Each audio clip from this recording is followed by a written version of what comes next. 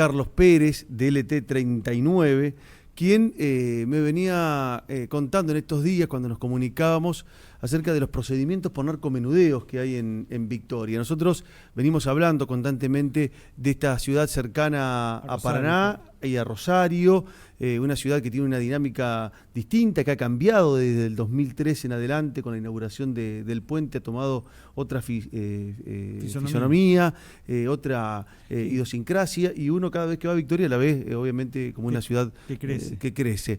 Carlos, ¿qué tal? Buenas tardes, te saludamos con Néstor desde aquí, desde Radio Vorterix. ¿Cómo estás?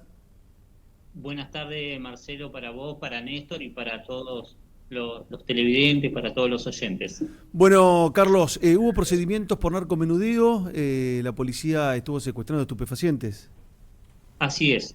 Este fin de semana se llevó adelante el último allanamiento, en este caso con una característica que llamó la atención por lo menos para Victoria. ¿Por qué? Porque nos noticiábamos que en la estación de servicio que está en el ingreso de la ciudad, en 25 de Mayo y el Boulevard Eva Perón, detenían una camioneta, bajaban al conductor y lo arrestaban ahí en la vía pública. Cuando consultábamos a qué se debía este proceder de la policía, nos decían que se estaba llevando adelante un allanamiento por narcomenudeo.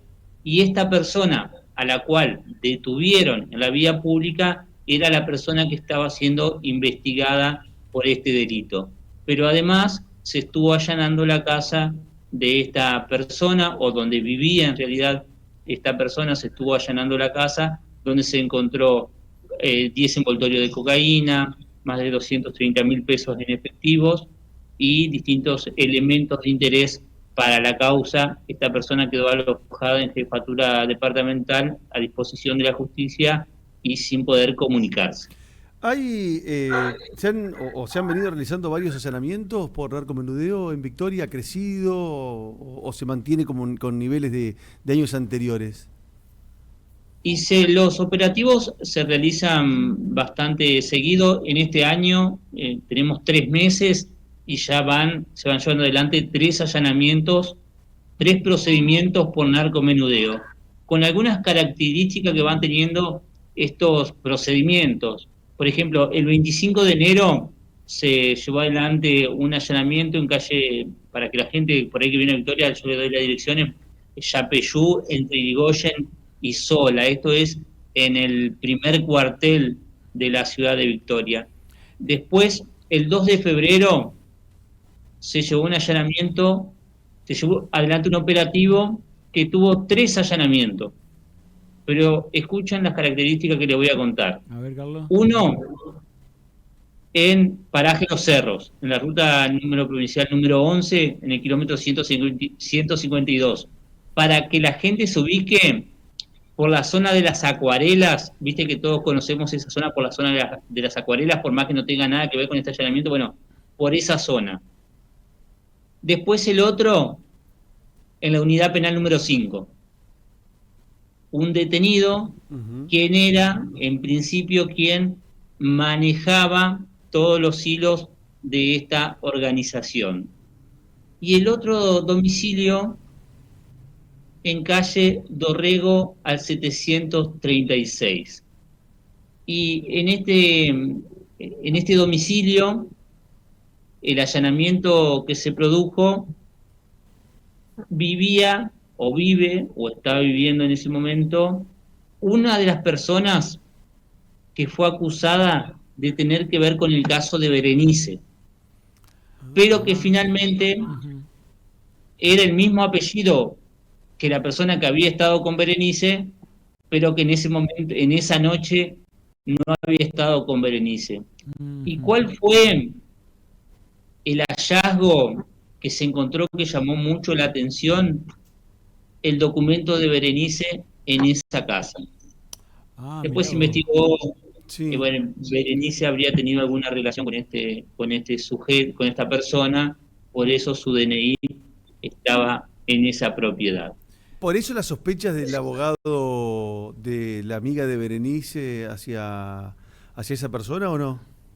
No, porque el abogado, la sospecha es contra una persona del mismo apellido, sí, pero que vive en otro lugar, que es panadero. O sea, esta persona que vos nos estabas señalando, en cuyo domicilio se encontró el documento de Berenice, no quedó vinculada a estos allanamientos por el presunto delito de narcomenudeo que nos estabas refiriendo. A ver, esta persona que vivía en Dorrego al 736, hicieron el allanamiento por narcomenudeo. Sí. Fue a una de las personas que escracharon por el caso Berenice, pero que no tenía nada que ver con el caso Berenice. Era el mismo apellido del panadero. Ah, con perfecto. El panadero es Perfecto. con quien había estado Berenice esa noche antes de que sucediera todo esto. Pero esta persona anteriormente sí había tenido alguna relación con Berenice. Claro, por eso se sospecha que estaba se encontró allí su documento. Exactamente. Carlos, te quería preguntar, todos estos allanamientos que nos estás refiriendo fueron ordenados por la Justicia de Garantías de Victoria, ¿no? Si no me equivoco, el doctor Callejas. Callejas, exactamente. Bueno. Fue quien, a través de la investigación de la parte de tóxico de la Ciudad de Victoria y a pedido de la Fiscalía, se realizaron estos allanamientos. Y me quedó, este último, el 22 de este mes, que fue el que se llevó en calle Güemes, entre San Martín y Espeleta, que al hombre lo detuvieron ahí en la estación de servicio. ¿Y cuántas personas quedaron supeditadas a esta causa, a estos distintos allanamientos?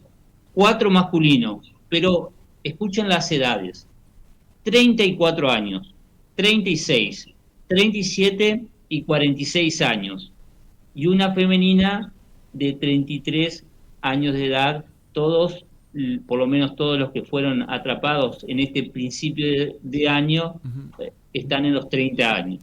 Sí, ¿toda gente de Victoria?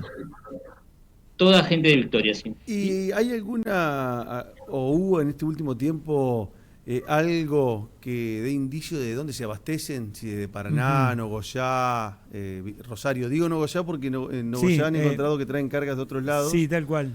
Y guardan las cargas en esa zona. Sí. En principio, las mayores sospechas es que llegan desde Rosario.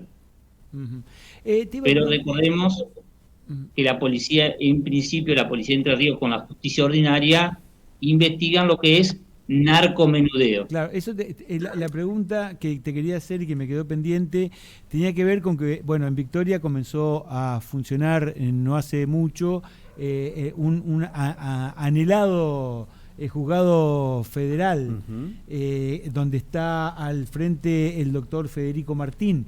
¿Tenés alguna noticia o alguna estadística acerca de las causas por el delito de narcotráfico ya se llevan adelante en el juzgado del doctor Martín?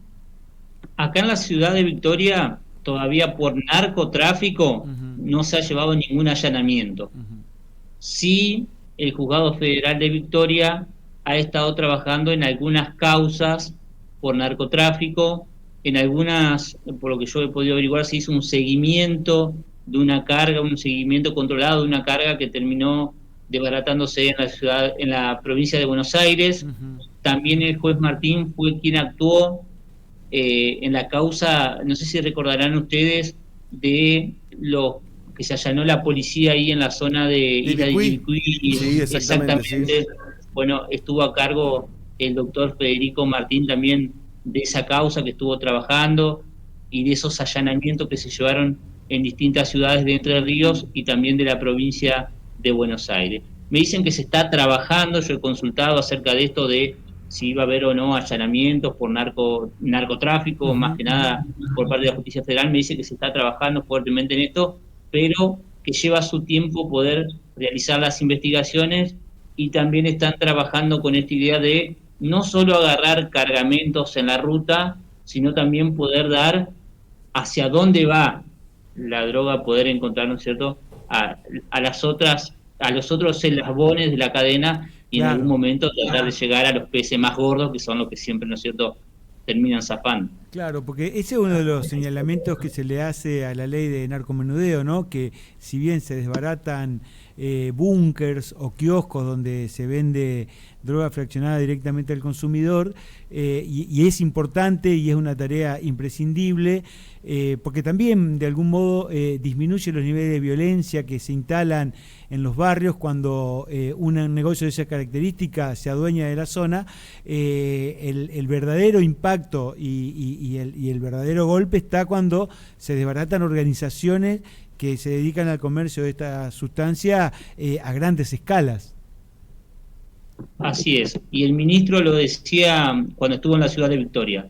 Dice, nosotros vamos a seguir haciendo esto operativo, pero sabemos que cuando sacamos a un kiosquito, un narcomenudeo, aparecen 2 o 3. Claro. Todos sabemos por qué, todo lo que andamos en la calle vemos como aquellos chicos, estamos hablando de personas de 34 años, de 40, ha habido más jóvenes, cómo cambia su vida, cómo a través de la venta de estupefacientes, por más que en general suele ser corta esta vida de poderse comprar motos, autos, pasan de andar, como se dice acá en Victoria, de alpargata, pasan a andar en unas motos impresionantes, entonces ahí es cuando se empiezan a levantar las sospechas. Bueno, esta facilidad de adquirir recursos económicos es lo que lleva a muchas personas que por ahí la situación económica no da otras oportunidades, y en algunos casos aquellos que no se la quieren rebuscar mucho apuestan a esto, a ganar la plata fácil. Yo hace unas semanas hablaba con una profesora de la Universidad Nacional de Rosario, ¿sí? Una profesora de Relaciones Internacionales que estudia mucho qué pasó con el narcotráfico en El Salvador y la llegada de Bukele al poder, y cómo fue transformando esa realidad y qué estaba pasando en Latinoamérica con la situación del narcotráfico y del crecimiento, y cómo este crecimiento se daba por 2 factores. El primero, el poder económico que maneja el narcotráfico. Uh-huh. Y el segundo es la mala situación económica que tiene toda Latinoamérica, que es el caldo de cultivo perfecto para que estas organizaciones se aprovechen más que nada de los jóvenes que no ven un futuro a mediano y largo plazo. Vos sabés, Carlos, que en función de lo que estás señalando, que me parece muy interesante, me había quedado colgado preguntarte si se sabe cuál era la situación socioeconómica de estas 4 o 5 personas que quedaron vinculadas a esta investigación, porque tal vez así uno también podría tener alguna pista respecto a las motivaciones, ¿no? Sí, la mayoría de estas personas son de clase media, media-baja, que no se le conoce un trabajo formal, no tienen un empleo, un trabajo. Mayoritariamente, en la mayoría de los allanamientos que nos han tocado cubrir, tanto este año como el año pasado también se realizaron bastantes allanamientos, no tengo bien el número, pero se realizaron bastantes allanamientos, dan cuenta de que son clase media, media-baja y baja, me animaría a decir, y muchos vuelven a reincidir en esta temática. El año pasado se hizo un allanamiento en una casa que el año anterior, para la misma fecha más o menos, se había hecho otro allanamiento. Esto de, bueno, la policía investiga, el fiscal pide la orden de allanamiento, se juzga o no se alcanza a juzgar todavía y se vuelve a allanar ese domicilio porque siguen trabajando la misma metodología. También sí, ha pasado personas que fueron juzgadas, cumplieron su condena de 4 años, salieron y a los 6 meses le volvieron a allanar la casa por el mismo delito de narcomenudeo. Entonces, como que hay una reincidencia en esta situación y la falta de oportunidades lleva a que se genere esto. No quiere decir que el que no tenga recursos económicos sea delincuente, nada que ver lo que estoy diciendo, pero sí hay sectores que por ahí, para intentar zafar... Es un dato de la problemática que se repite y que no es atendida por los estados. Sí, tampoco es un justificativo de la decisión de incurrir en un negocio ilegal para sobrevivir. pero sí indica un poco algo que va más allá de la problemática misma del narcotráfico o narcomenudeo, que muchísimos hombres y mujeres jóvenes que quedan fuera del mercado formal del trabajo, no sé si se ven empujados, pero toman la decisión de obtener lo indispensable para vivir a través de la venta de estupefacientes. Y eso es una problemática que no la va a solucionar el abordaje policial o represivo del narcotráfico o del narcomenudeo. Carlos, muchísimas gracias por la comunicación. Si te queda algo más. Sí, quería agregarte dos cosas. ¿Sí? La militarización en toda Latinoamérica, lo único que ha hecho, la militarización en el combate al narcotráfico, lo único que ha hecho es generar más violencia. La escalada de violencia en toda Latinoamérica, se puede ver en Colombia, en México, Sí. en todos los países de Latinoamérica. Y lo otro, esto que estamos hablando del narcotráfico también está muy relacionado a lo que hablábamos recién del caso de Berenice. El caso de Berenice fue el punto máximo, fue la muerte de una joven dentro de un contexto bastante complicado. Pero también a esta persona que detuvieron por narcomenudeo, este último allanamiento, su hijastra denunció a una persona por que la abusó sexualmente también. Todo Y eso que también vos estás contando en contexto de consumo problemático. Exactamente. Claro. Sí, Carlos, sí. muy buena Informe, muy buen buen informe, informe, sí, y nos volvemos a encontrar el próximo martes. Muchas gracias, hasta el martes. Abrazo.